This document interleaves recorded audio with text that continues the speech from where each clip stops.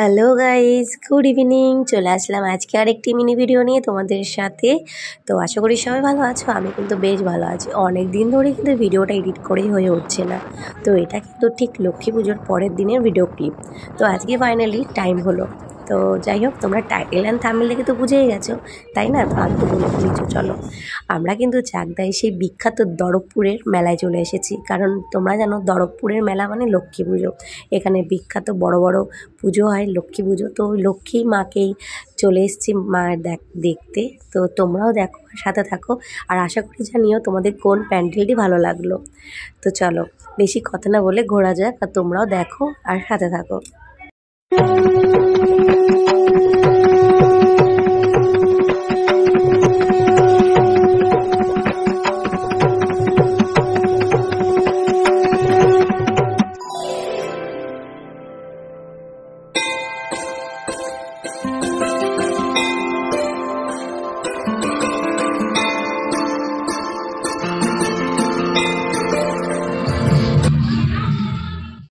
তো ঘোরাঘুরি হলো, এইদিকে খাওয়া দাওয়া না করলে হয়।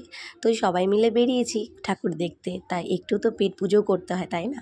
তো চলে আসলাম। তো ছেলেরা একটু স্প্রিং পটেটো রোল খেতে চাইলো, তো এটা নেওয়া হলো ওদের জন্য।